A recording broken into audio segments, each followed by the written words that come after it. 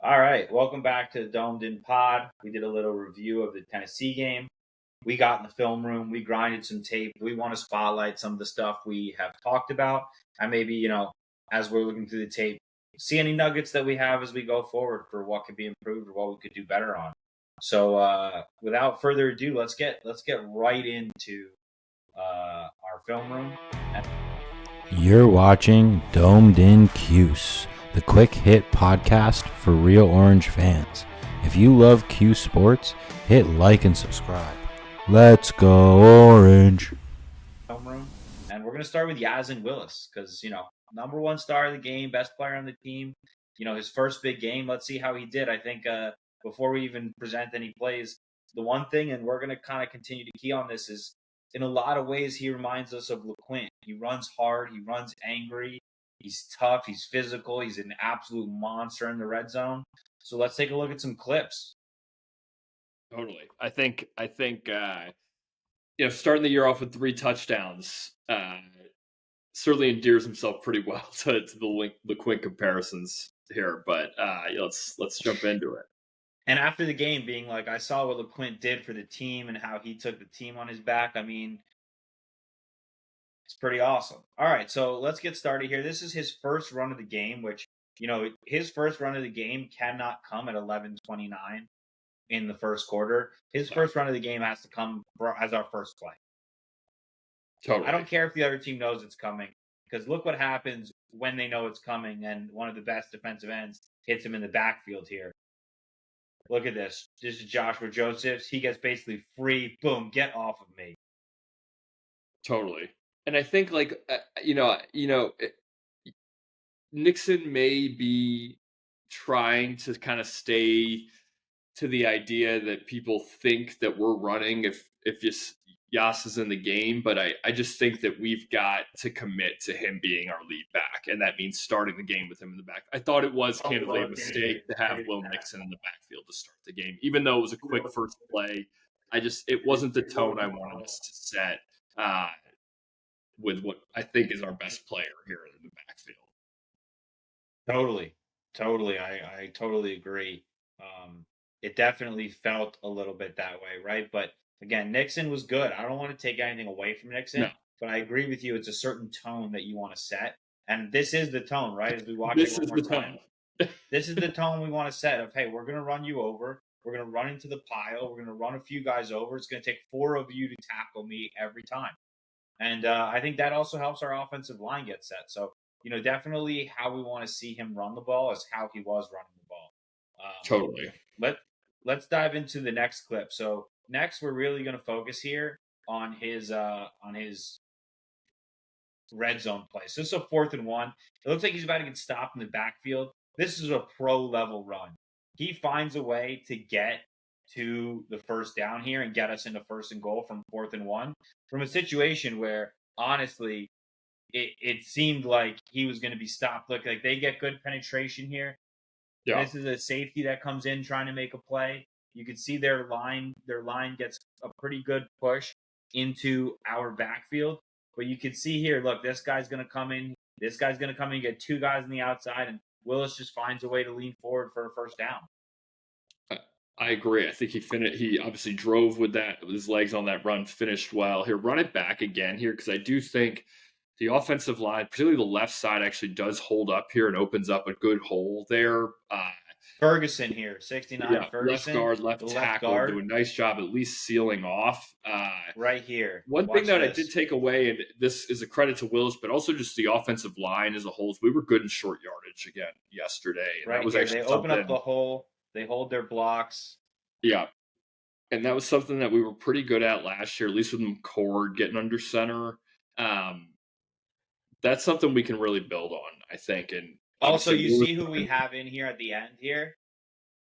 Number 30, Chase Simmons, moved from defensive end. That's a good call. He gets he misses his block here, but he's powerful. So I want to see a little bit more from him. He kind of missed the block there, but again, that's the kind of thing, a little bit of versatility. We've kind of started to see it from Fran using guys all over the field.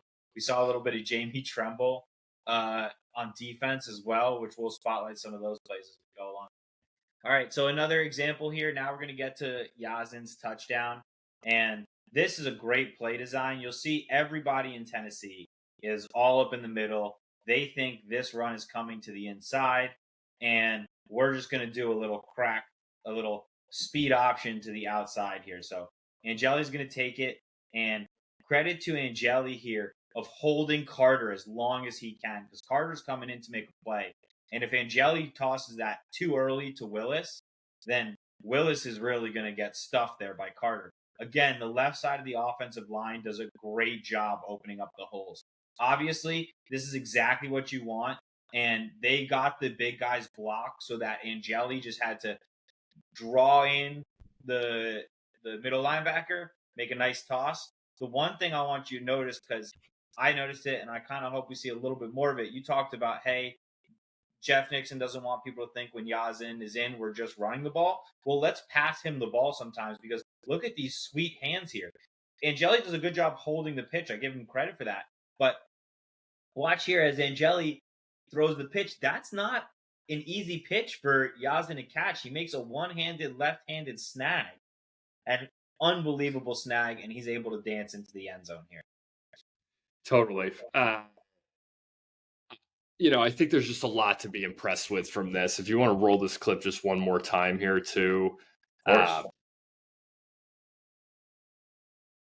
was actually just really impressed with generally Yas's ability to just get outside overall. I think he moves well for a big guy, and he's able to get just north and south well, even when he's moving side to start. I really love this play design from Nixon. I think getting us moving here was important side to side, because we had just kind of hammered this a few times up the middle, and their defense was stout there. We needed to start to move them a little bit, and this is the sort of stuff we saw last year from Coach Nixon, where we surprised defenses and we leveraged our personnel well. And it's something that we really got to do. It's harped on it the preseason. We've got to be good in the red zone, and we actually were pretty good in the red zone yesterday, converting.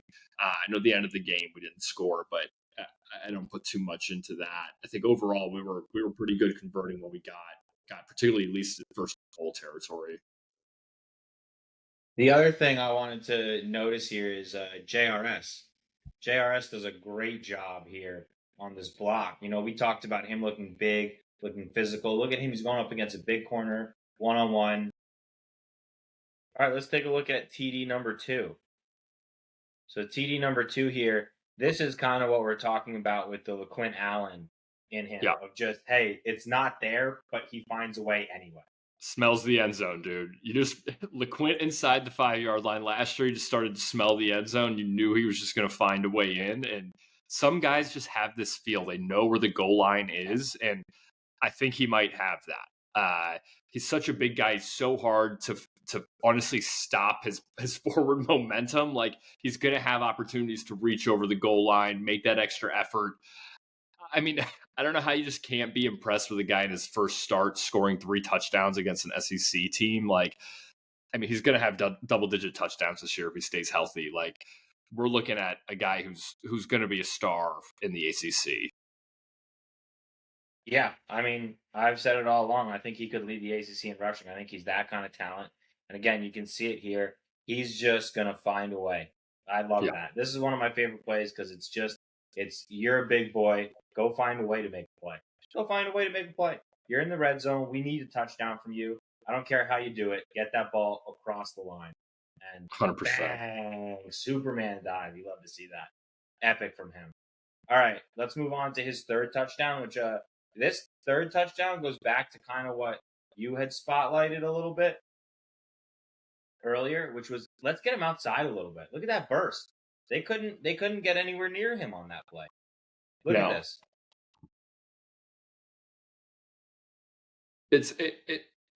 It's honestly impressive. He's got quick feet for a guy this size, and he's honestly able to accelerate in an impressive way for a guy who it's just this size. I mean, I don't have much else to say. I'm struggling for other words to describe it, to be honest. Like, he's just a big guy and he moves well. Like, and I think it's interesting that he scored, obviously, a couple scores getting outside on the goal line. because teams are going to converge on him. He's so powerful; they're going to load up in the A gaps just to try and stop him from getting through the middle. Like, there's going to be opportunities for him to slip outside and get easy walk-ins like this. The other thing I wanted to mention here is you can see it in a few of these clips now. Off the left side has been our best weapon here. The left tackle, left guard. That really looks like the strength of us. Mack and Ferguson. They looked like they were really good yesterday. The other thing that I love about this play is we go big here. We go big and then we get Yasin into space because you've got Villari, you've got Clement, you've got Simmons on the right, and then you've got Ross Simmons on the left side. So you've got all your biggest guys out there. And you could see our tight ends, Clement and Simmons and Villari, they're just mashing the right side. So there's no back pressure when he counters that. The only guy who kind of gets through is that middle linebacker, Thielander, who I thought played great for them again. But he's the only guy. He's making a desperation play up the middle. Yeah, there's nobody else because our blocking on the outside from the linebackers just mashed Tennessee. It is. It's honestly a really good effort on this play from the offensive line. There's no pressure into the backfield. We set the line of scrimmage well. Again, I know we've talked about it a bit, but I think the line played well in this game for long portions, and we sustained drives, and that's what happens when you get good offensive line play. Absolutely. So the last play that we want to spotlight is, let's look at something a little different from Willis here. Let's look at what it's like when we maybe need him to make a little run. Look at this burst of speed through the line. He gets chased down by Arian Carter, who had a great game. There'll be more on him later. He was excellent against us, but you could just see, look at that speed through the line, the burst, and then he's making a safety miss, and he's getting 15 yards.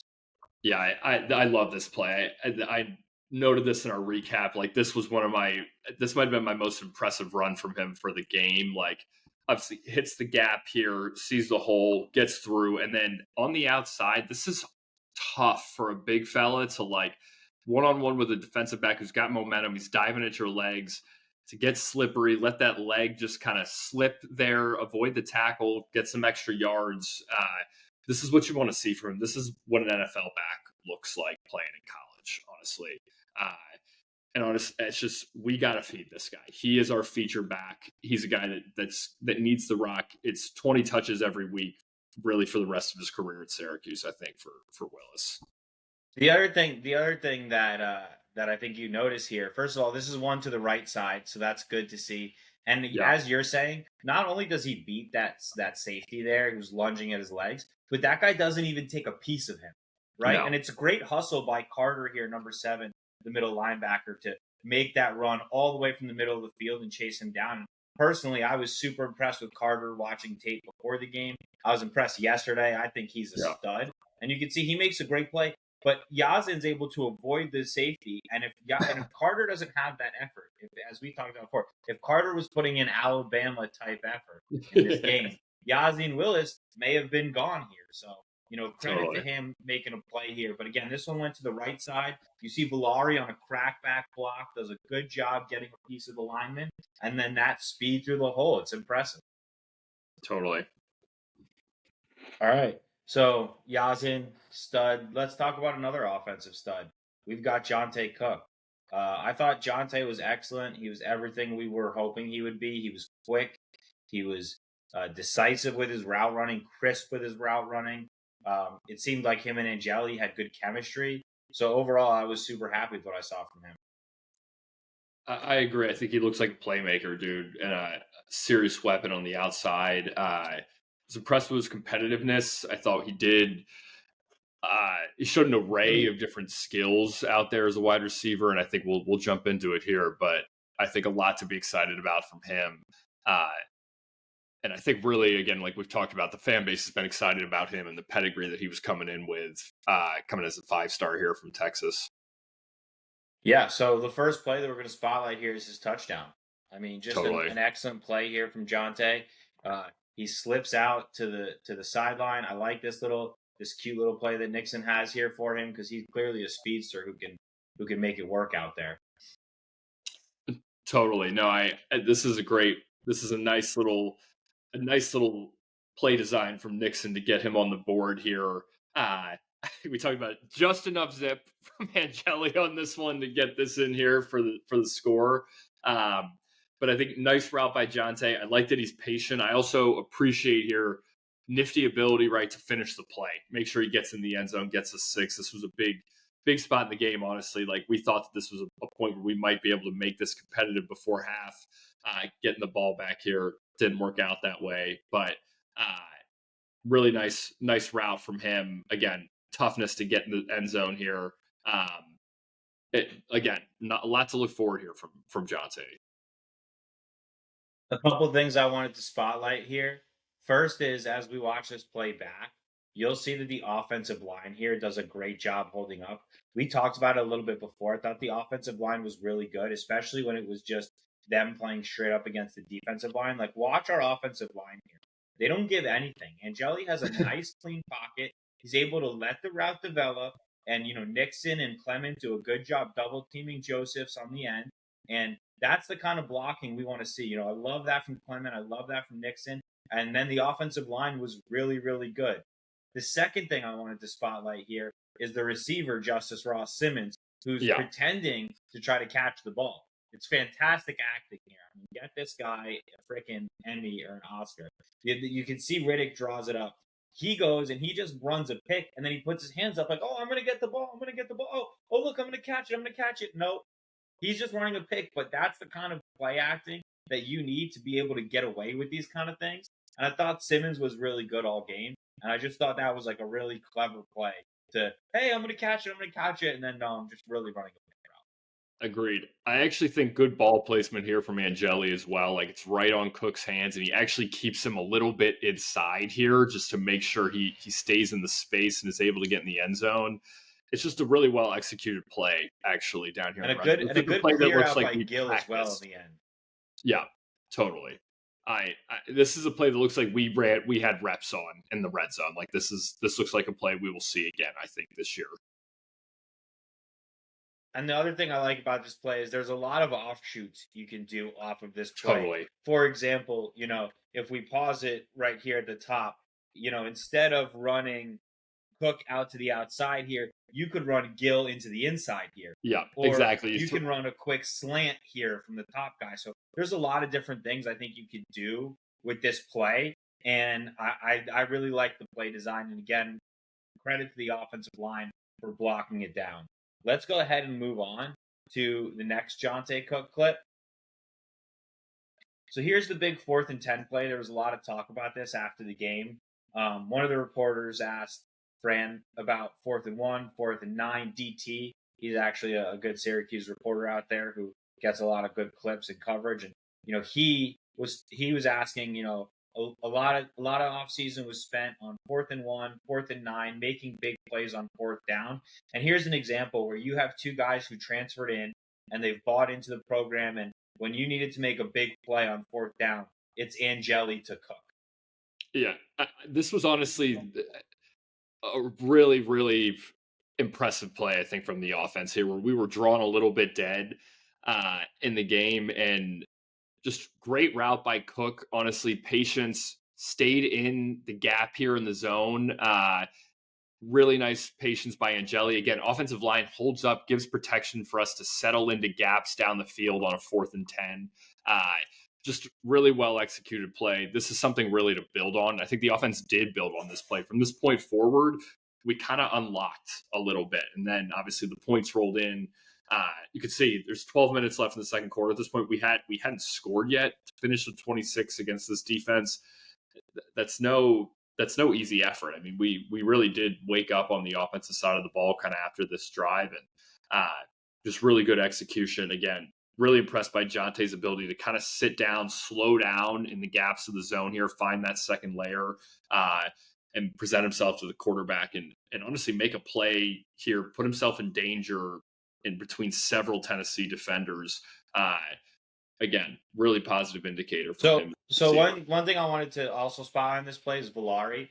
Villari does a great job here running this route lower, and he's actually open. He's wide open. He runs a great route, but one thing that we talked about in our Angeli preview that we were questioning whether, he would have the same upside as McCord in this Syracuse offense is would he be willing to pass up on a smaller or a shorter route for the longer route? And Nixon loves a lot of these high-low concepts, flood type concepts. I mean, most coordinators do these days, but he loves these kind of concepts. And here's a route by Villari where Villari runs the right route. He doesn't get caught upfield. He runs the exact route, and he's open. And this is good to see because I thought Villari was also excellent yesterday. And so you can see Angeli has options on this play, and I love that he's aware enough to take the deeper option and make the throw into that coverage where he knows his guy, Jonte Cook, is going to go get it. Really positive indicator for him and confidence. I know, we called it out as a big question of his coming into the season. Is he going to be confident enough to push the ball down the middle of the field? This is a really good indicator for that. And I agree on Villari. I think he was impressive. Even on this play, man, there's clear development from him just as a route runner. Look how quickly he gets out of this break and across the field. He's moving well. He looks lean and quick out there. I was really impressed with him physically out there on the field. He looked like he fit against an SEC defense.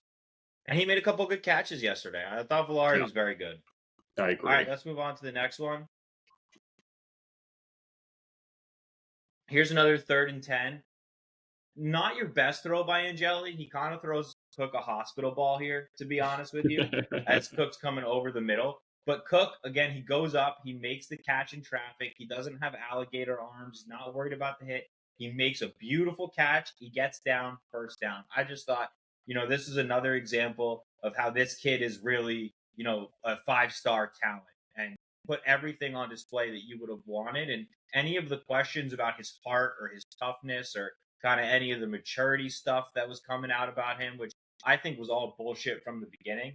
But whatever was happening with him at other places, it just doesn't seem to be happening here. It seems like whatever is happening, he's ready to go under this Fran Brown, and he's going to be a big part of this offense. I mean, I agree.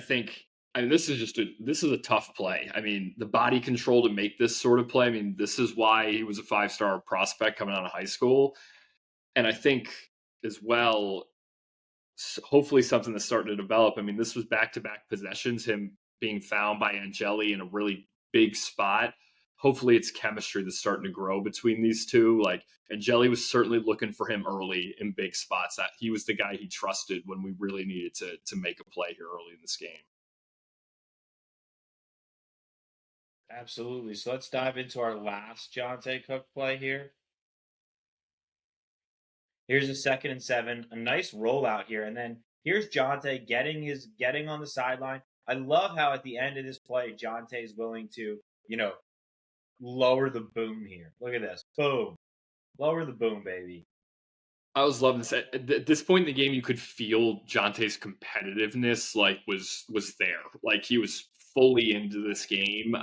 He was, again, we've run these few plays. These were kind of one after another. He was really starting to show up here in this part of the second quarter. Just really, again, I think it's what we've talked about. He really was showing a lot as a complete receiver yesterday. And I think we just really got to build on this, make sure we continue to scheme him up, get the ball in his hands, because he's clearly a playmaker for us. The other thing is here, I love how quickly we ran this play, heads up by Angeli. Yeah. But again, this is another example of when they didn't bring extra rushers, which we'll get into, the offensive line was actually fantastic yesterday.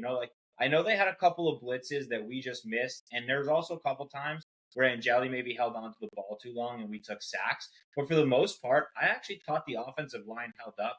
I thought they gave our running backs room to run when we needed to. And then on the goal line, when we needed those tough yards like we showed earlier with Willis, they were able to get those tough yards for us. So, again, I was really impressed by the offensive line here and really impressed all around on this kind of play. And this is the kind of play that if you can execute these against Tennessee, these are the kind of plays when you execute these against maybe some of the lesser tier defenses in the ACC, these are going to be touchdowns, not just 10-yard, 15-yard plays.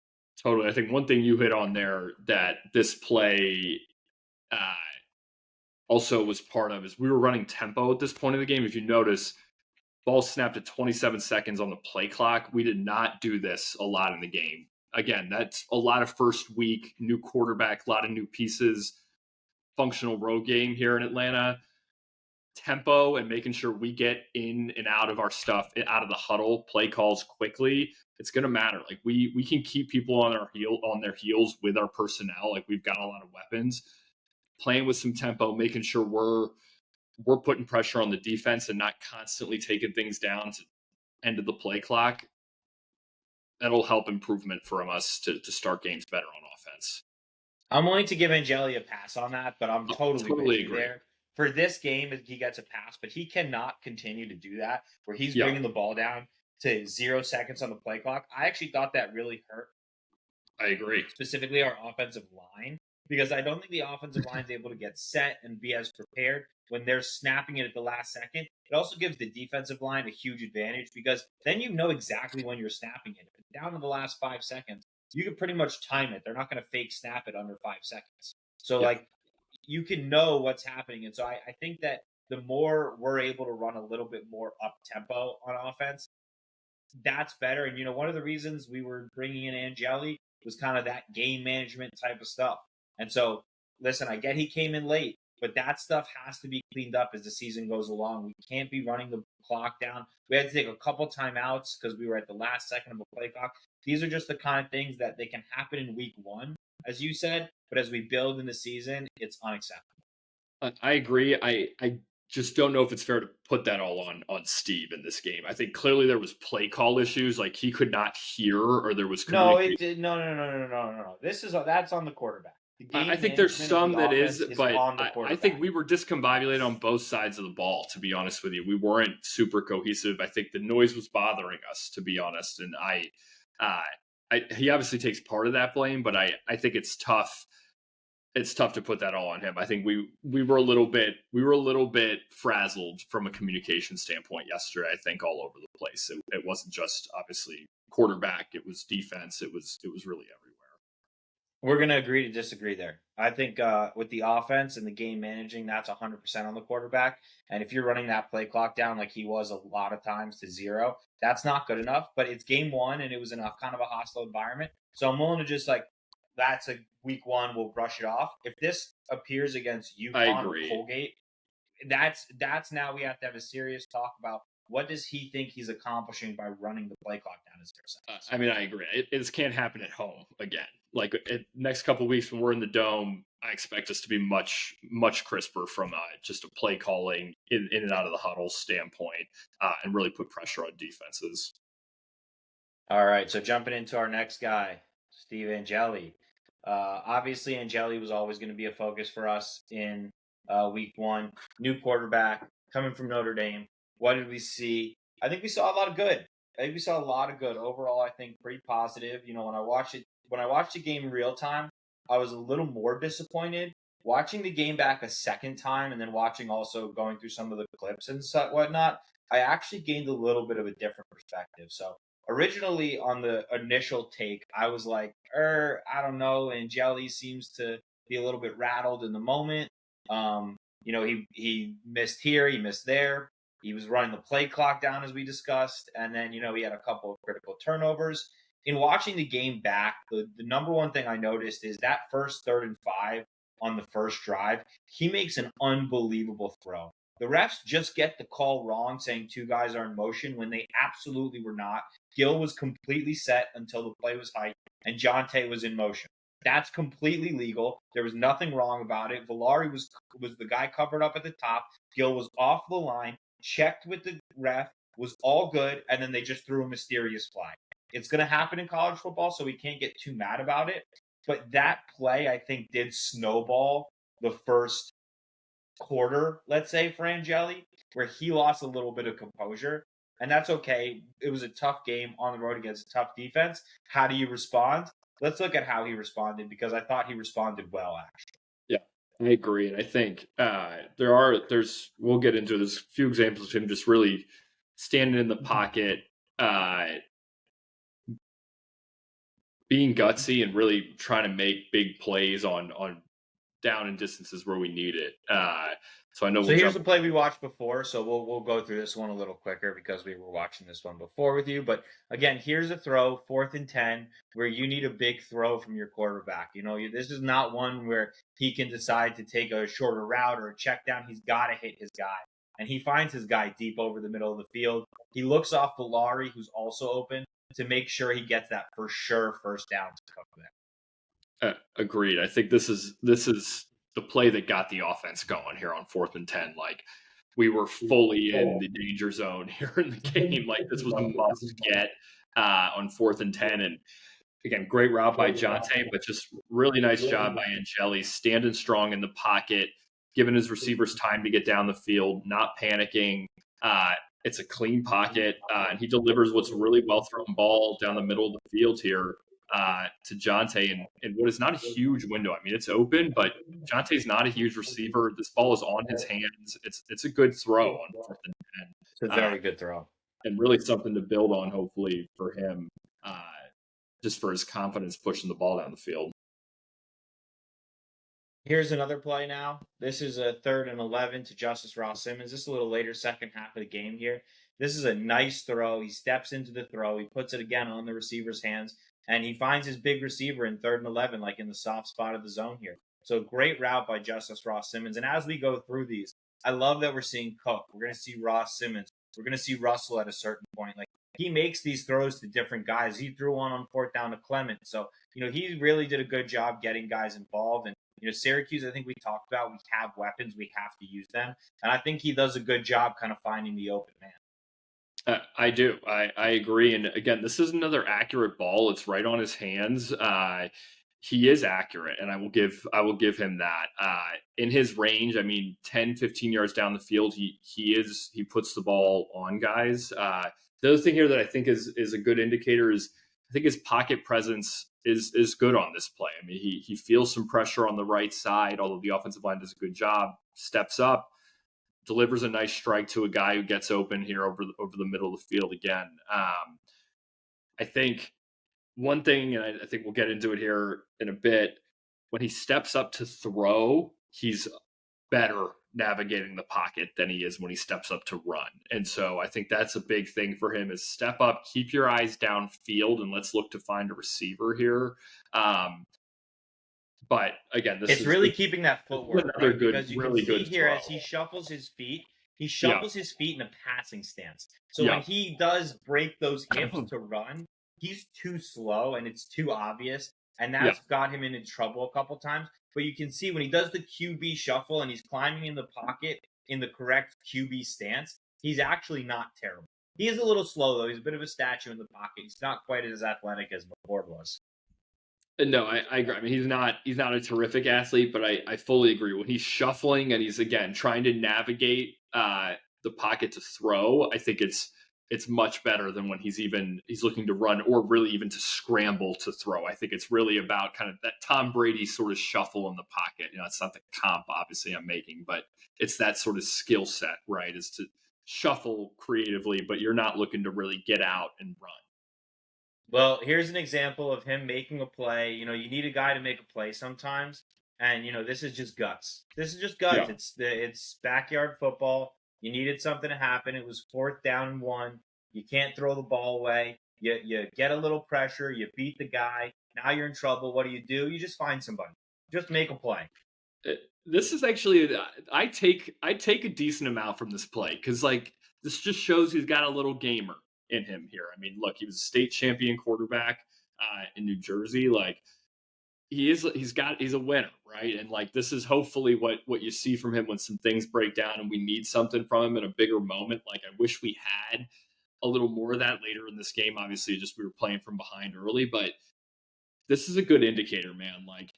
Make something happen, huge down. It's 4th down. We've got to get something. Just make a play. My favorite word with a quarterback, moxie. I want my QB to have a little moxie to him.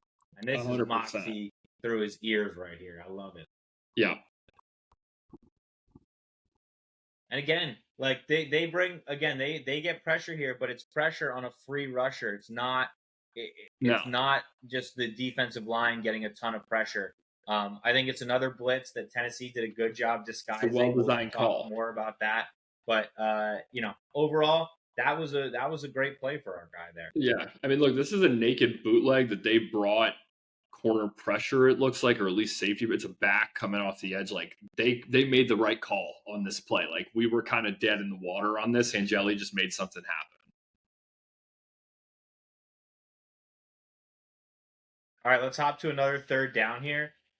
We watched this one again earlier. This is a key throw. It's not his best throw. He puts Cook in a tough position here, but this is a good example of trusting your guys. You need to make a play on third down sometimes. You need to throw the ball. You need to throw the ball into some tight windows and take some chances. He took a chance with his best guy, and it worked out. He did. My only qualm here is he has a very easy throw to Ross Simmons on the bottom of the field here. That's an easy first down if he takes it. And I'd like to see him be able to look off and get to that guy, but you can't criticize too much when the third down play is made. No, I mean it's pretty clear he had a preferred option on this play, right? He saw it 3rd and 10. He was throwing to the guy who was going to the marker here. I actually think this is a good throw. Again, I know it's in traffic. He's not doing Jonte any favors with this, but he makes an accurate throw. He puts it right on his hands. He throws it right as Jonte's getting out of his break. Like, it's a good throw from a quarterback, again, making his first big start. There's pressure on this play. He stands strong in the pocket. Again, something to build off of for an offense. And this was, again, right after that first possession when we finally broke through after the big 4th down conversion. We started to hit some rhythm in that second quarter. All right, here's a little later in the game. 3rd down, again, 3rd and 8. I want to spotlight the offensive line here first. Offensive line again. A lot of these clips, you're seeing the offensive lines blocking. They're giving him enough time. And this is against a really good Tennessee front, a really good defensive line. Bryson Eason, Joshua Josephs, like pro guys on this Tennessee team. And we're holding up pretty well. The other thing I wanted to spotlight is this is Tyshawn Russell, who, he's a guy we talked about. Him and Hornsby are 2 guys we talked about because they've been here now a year under Fran. And this is their 2nd year where they're kind of stepping maybe into a role. And what I thought was interesting is on the play call, you can hear Sean McDonough be like, and Cook makes another great catch and runs up the field. And I can't blame him for being tricked. It looks a little bit like Cook, and he's a bit of a speedster. He comes across, he makes a great catch. He gets a little bit of catch and run. And this is good to see that we have depth. Fran's talked about it. You need 6 receivers in college these days. And Russell looks like he's a guy who's ready to be a big part of the offense.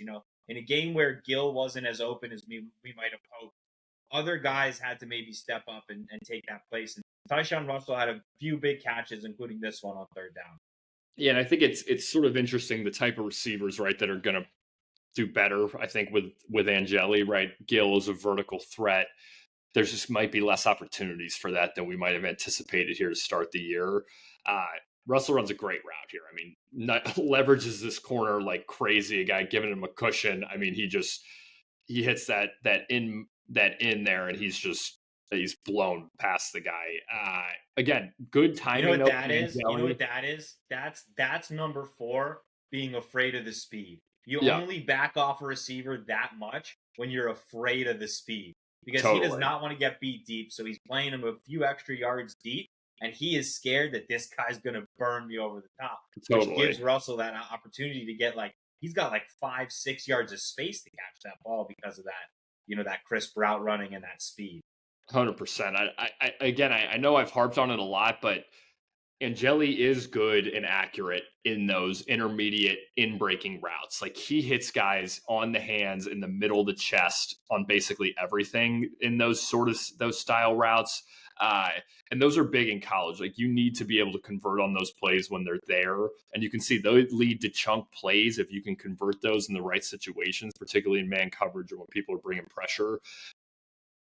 It's a big thing, and it'll help us unlock our offense with that accuracy there. And we talked about it. Nixon loves the flood high-low concepts. He does. It's his bread and butter. Kyle was so good at them, and they make the reads easy for the quarterbacks. You can see it here. You have Villari. You have Simmons coming across underneath, and then you have Russell kind of more on that high route. But you have 2 guys breaking in under as more safety options. Again, Angeli takes the patience, finds the deep guy. So, a really good job overall by Angeli, a really good job by Russell.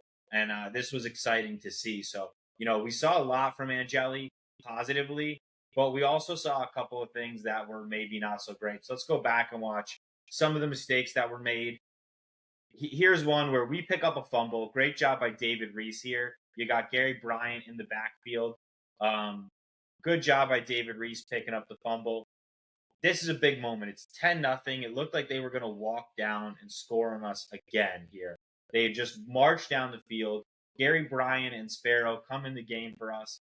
And our best player on defense, Reese, makes a big fumble recovery here for the team. And it's like the whole momentum of the game had all of a sudden shifted. And you need to find a way to capture that momentum in college, because that's when upsets happen. That's when you can put teams under pressure, when that momentum shifts. And this just cannot happen. He doesn't secure the ball. He's got one hand on the ball, and he immediately gives up a scoop and score. And it kind of feels like the game's over at this point. Now, the team did a great job rebounding and fighting back into the game, and I give them a lot of credit. I give the coaching staff a lot of credit. But let's go back to when Angeli fumbles the ball here. I mean, this is a 1st and 10. He's trying to escape in the pocket. Like we said, he's not that mobile. And he's just got one hand on the ball, and it gets poked loose. If he's going to be trying to run, he's got to have two hands on the ball. I'm okay taking a sack there on 1st down. It's totally fine. Take the sack, live to fight another day. But he's trying to press too much. I think a big piece of that is just falling behind, right? Game flow, being down 10-0, feeling like I need to make a play for my team, but it just can't happen. And it happening at such a critical moment makes it even worse, because your quarterback has to have the most composure in those situations. Just the pocket awareness there is tough. You just can't do that, particularly in that moment right after you make a big play. This was really the back-breaking play of the game, I think. I think we've talked about it as well. On review, he hadn't. I thought he had made more of a break to really scramble on this play than he had in real time. Still, it's just one of these plays where you can tell where he's most comfortable. It's in the pocket. It's on, if we're going to roll him out, it's on these designed rollouts and bootlegs. He's just not a mobile guy. And I think we once the play starts to break down and he's got to make plays where he starts to use his feet, that's where we start to get into the danger zone with him, just in terms of ball security and turnovers. And we'll see it later in the game too. Like, as he starts to be asked to be more mobile, that's when the mistakes I think are going to happen with him. And it's just something that we're going to have to focus on moving forward. And I wanted to just freeze it here because you can kind of see nothing's open. Nobody's open. Nixon leaks out a little late, but he's not open until too late. And so that's my thing is with Angeli, is just understanding it's okay to take the sack here. It's 1st and 10. Your line gave you pretty good protection, but one guy got through. I need you to just take the sack here. Live to fight another day. It's okay. A sack isn't going to kill you. You know what is going to kill you? Fumble, scoop, and score. All right. Another play that was not great. Again, a similar concept here where he's trying to run, and this is one where you just got to throw this away, or you got to pitch this ball to Willis here, honestly, because look at Willis here. Just pitch it to him. If he just pitched it to him, it's an incompletion. Just throw it at Willis's feet. Do something like that. Just throw it right at Willis's feet here. He's an eligible receiver. It's not going to be grounding. Again, it's 2nd and 10. Live to fight another day. You can't throw it directly in the chest of a cornerback here. Like, this is what he does. He throws it directly into this guy's arms. Like, you just can't make that throw. It's not there. No, it's just it's a play you just got to kind of know is dead and just throw it at his feet and move on with this. This was just a back-breaking play on the heels of giving up a touchdown to end the half too. It functionally ended the game. Just this is one we got to be better at. Just got to take care of the ball. You got to know this play's not going anywhere. Just put it in the ground and move on. It is another example of Tennessee great defensive play calling. This is again just a play where this guy's coming free off the edge, and he's in exactly the right spot to make a play here. But you just can't throw that ball. You just can't throw it. So it is what it is. Angeli has to learn from these mistakes, and these are the kind of things that they happen in week 1. Let's hope they don't happen in week 7 and 8. Totally. Let's take a look at this is going to be the tough watch for all of our Syracuse fans here. This is Tennessee just deciding to run the ball down our throat whenever they damn please, and I'm going to include a screen on this too, one screen on this. Tough. Just overall. Tough is one way to put it. Yeah, it was a little bit of reliving last year, but it was not a super fun experience on the defensive side of the ball as a Syracuse fan on Saturday afternoon. That's for sure. All right. So the first one, again, it's not a run, but it kind of is. I mean, I think I consider screens a little bit of a run, especially on like a third down.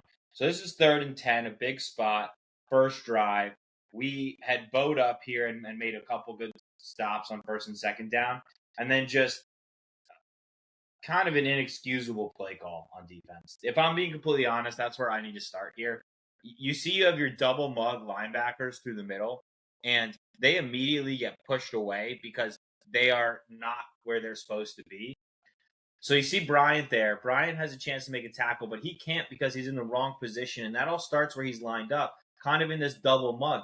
Him and Delorier are just not in good positions there to make the tackle because of the play call. And when you have 2 linebackers now stuck in the middle of the offensive line on a screen, they're easily going to get pushed around. And Reese kind of does what I think he should do, which is kind of force him back into the middle where he's supposed to have guys. But Reese isn't quick enough to get a hit on him, so Bishop's able to just easily make a cut. And then because our linebackers are getting mauled by offensive linemen, there's nothing downfield. The first guy who even gets a touch on him is Deuce. Deuce tries to get him with his feet, and then Jabity with some, absolute excellent effort. So the one thing I won't criticize from our defense at all in this game is effort, because look at 11 here.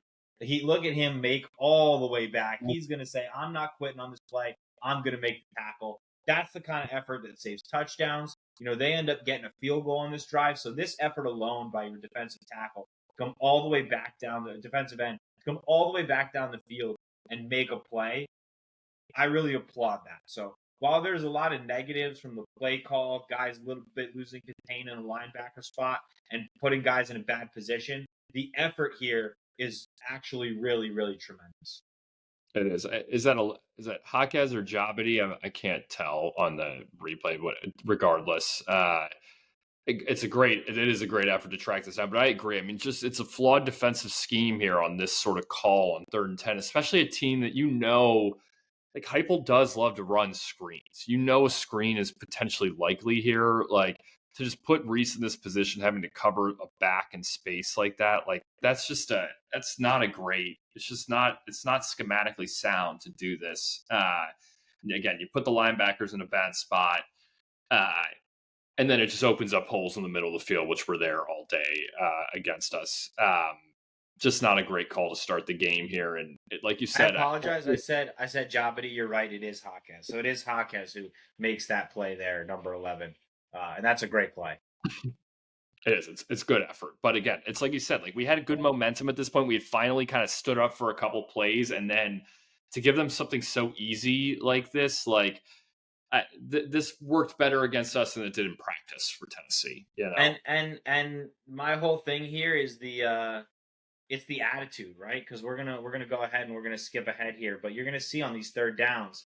Here's another 3rd down. It's a 3rd down and 7 in the red zone. It's a little bit later in the game, but they just call QB run here, and they have no fear because they feel like, hey, 3rd and 7, we're gonna run, we're gonna get 8 yards, and great tackle here by Deuce and Grant, but a lot of our run defense in this game, and as we watch these clips, the first guys who get the hit on him are Deuce or Grant because they're coming up and they're having to make the plays because our linebackers are either not positioned well from the start or they're just getting mauled. And, you see you have Jamie Tremble out here, number 82 on the end. And, he looks a little light here. He's getting absolutely mauled by the defensive lineman. So we saw him come in the game and get some snaps a little later, but that was interesting. I mean, this is a big play for a pass-catching tight end to be on the field as a defensive end. Like, not a great indicator for where we're at defensively. I mean, even just this play, it's just like we look tentative. Like, I'm not even sure we're horribly set up from a man-on-man standpoint, but I mean, like, there's a lead blocker on this play from Tennessee. You can't even find anybody to block. I mean, that's how wide So, open this was. yeah, Like yeah, number literally, like 0. the guy comes Yeah. through, doesn't even block Deuce. Like, he's looking for somebody to block in the middle of this hole. It's just like, this is more of the same from what it was like last year watching Syracuse play defense. We're struggling with our gap discipline. We've got guys overrunning the play. Like, Sparrow runs past the quarterback with the ball to the running back here, but it's unclear, obviously, what his assignment even is on this play. Well, him and Grant do that, and both of them can't be running that way. No. I have to feel like Sparrow's job here is to just take the ball, let Grant make the play. I trust Grant one-on-one on the outside with Star Thomas. Like, let's have that be the matchup. But It's just, this is just option 101 is you can't let them get the first option, which is the quarterback run. But again, it just goes to an attitude of they didn't care. They were going to run the ball down our throats. Yeah, totally. Another example of not caring. Here's a 3rd and 3, a big 3rd and 3 after they get the first points here. Here's another chance for the defense to get off the field, potentially get a stop. You get them to 3rd and 3 again. They were running the ball to get to 3rd and 3 to begin with, right? So that's why they're in 3rd and 3. But then once they get to 3rd and 3, they feel so comfortable with where they are that they're like, we're going to run it. And they probably are thinking, we're going to run it 2 times. And if they happen to stop us once, they're not going to stop us a second time. And then again, look who's making the tackle here. The 2 guys who make the tackle here are, Delorier helps clean it up a little bit, but it's Grant and it's Deuce. Look, they're the 2 guys in the yellow cleats there. They're the guys making the play. And it's just, that cannot be something that happens all year where it's just our safeties have to make every tackle in the run game. Yeah, it's troublesome. I mean, I think what's really popping out is our linebackers not making any plays in the run game, really, and that's a huge problem. You just cannot have that. I mean, it's just that layer of the defense just doesn't seem to be impacting the game really at all, at least here in week 1. So, this was a relatively easy conversion for Tennessee. I mean, he's kind of untouched here through the line. I mean, it just. And this happens so many times in this game. I mean, just anytime we talk about our linebacker play. Sorry to cut you off. We talk about our linebacker play, but you make a good point. And this is McDonald here. McDonald is here in the middle of the field. And this is one where does he end up, right? Because this is your second linebacker, your weak side here, Delorier, right? He's on the opposite side of where the ball is going, right? Look at where everybody ends up when this play is done. Delorier ends up on the ball, right? Yeah. And McDonald is freaking lost in the shuffle here. And if this is Marlowe Wax, and this is something that we're going to have to harp on this year, in every iteration of our defense for the past 5 years, because we had Mikel Jones and then Marlowe Wax, Jones or Wax made every big tackle. On any 3rd down that we needed to tackle, Mikel Jones, Marlowe Wax would just pop up their heads, especially Marlowe. I mean, Marlowe was a game-changing player. Big 3rd down, oh, you need to get a stop. He didn't care who else was on the field with him. He was going to get past every blocker, get to the ball carrier, make the stop himself. We don't have that right now, and it was evident yesterday that there's nobody who's going to make that 3rd down stop. I mean, you can just see it. There's nobody who's around the ball here. Our linebackers are just lost in the defensive muck here. It's just, this has to improve. We have to get better play from this position group if we're going to become. And again, Tremble here is in the game. I mean, it's crazy to me that he is out there. And he started outside here, and I think they bring him in as a speed rusher. I'd be interested to know more about him being in the game at these moments, or if there was something that this was specific to Tennessee or to this game, or this is something we're going to see all season. But he looked a little bit lost, honestly, and he gave good effort, but he's a little light. He's a pass-catching tight end, so I think they're trying to bring him in more as a speed rusher. But again, it doesn't matter because teams feel like they can run the ball all over us. We're not really rushing the passer, are we? No, I mean, this is just a concern. I mean, this is not somebody we thought was going to be factoring into the defensive rotation at all. Do you know what I mean? I mean, this is a very, very huge surprise in the first week of the season. Uh, I don't know. I think we will keep an eye on this development. I think it's concerning for a couple of reasons. One, it's like, well, then what's his future as a pass catching tight end if we've got to move him to defensive end at the onset? And then two, where does that leave our defensive line depth, particularly at the edge position? It's not particularly promising here to see this pop up here in week one. And he's still on the field here. And this is another one where it's a 2nd and 3. It's earlier in the game. And, we get a good rush here from the defensive line. They kind of push through the middle, and there's just no secondary pressure. There's nobody cleaning it up. There's nobody here really on a spy at all.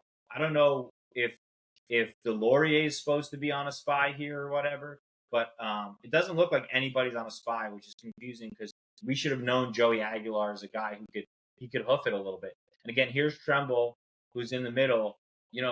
If you are going to bring him in the game, why not have him be a spy? He's an athlete, right? Like, why not have him spy the quarterback? Instead, you're trying to rush the passer with him, and he's just getting stonewalled. I think that's a tight end. Is another tight end he's going up against, and he's just getting stonewalled. So I don't really see any advantage with bringing him in, and maybe it's something that because he's so athletic, but he's a little light, it doesn't pop against a big SEC opponent, but maybe against some smaller opponents, his speed will pop a little bit more on the defensive side of the ball. But again, it seems like he played like 20 some odd snaps on the defensive side, and it didn't go well. It didn't seem like it went that well. These are all pretty high leverage situations. I mean, these are early. This is early in the game. It was clearly part of the game plan. So it's just this is interesting. It's not something we certainly heard about much in camp. It's something to keep an eye on for us because I certainly not something that I had on my bingo card heading into the season. I have to be honest with you. I don't hate trying things. This is something I think maybe they had as a pop-up surprise for everybody. I don't hate trying things, but I also, if something doesn't work, if this doesn't work in week 2 and 3, then let's get away from it. Because he did have a catch on offense, so it's not like he wasn't playing offense, but it seems like they're trying to go 2 ways with him a little bit, and I'm interested to see how that works out. But again, early returns on that was not good, but this was a tough opponent to try that against. Yeah, you also wonder too, like how much of this is just the coaching staff trying to keep a guy engaged who they may know is going to just not have a huge role on offense this season, right? And we want to keep him on the roster, so we're trying to find ways to get him on the field. Because I think like one thing we did take away was Villari looks very much like the starting tight end here from this. And you wonder how much opportunity, frankly, is going to be there for Tremble. Like he's not going to be the blocking tight end. He's just not. So there's going to be other guys who get on the field in different roles more than him as the number 2, number 3 guy at times. So that also could be factoring in, as it might just be the staff trying to keep a talented player engaged who we have a future or hopefully have a future with, but may not just have a ton of opportunity this year because we have a guy at his position. So here's another running play. The last 2 running plays we're going to look at are just clearly passing situations where they just don't care. Like this is a 3rd and 8, and they're like, we might be able to pick up this 3rd and 8 by just running the ball in our own end zone, so we'll try it. Again, this is a good example of I want to give Deuce a lot of credit. Deuce made some really great plays. I thought Deuce was really excellent yesterday in a defensive effort that overall was just mid or okay. Grant and Deuce are the 2 guys here who are making this tackle. Here he is. I was going to say. They're all over Grant it. blowing up the block and Deuce finishing it up. Grant blowing up the block, getting the legs, and Deuce getting in there to make the tackle. But again, those are your 2 safeties. Your 2 safeties can't be the guy who make every play in the run game. Yeah, it's concerning. That's where I'm just going to leave that. It's concerning. But again, this was a good play. But to your point, I mean, this is a gut check play. I mean, this is Tennessee saying, look, it's 3rd and 8. We're not even going to think about throwing it, and we haven't really had to in these situations. We're just going to run a dive play up the middle and see if we can get 8 yards and end the game here. So and they almost did. And then here's another. It's an obvious passing situation. You see the time on the clock at 1:30. And they have no fear about running this ball because they're thinking there's a chance we might break one. And they do. Tank gets in the backfield here. He does a good job. He misses a tackle. It happens. That happens. He's got to make that tackle. We all know that. We expect him to make that tackle. Missed tackles happen. He made a good play to get there. He's got to maybe even get a little bit more on the running back. But then there's just nothing. There's nobody there cleaning it up.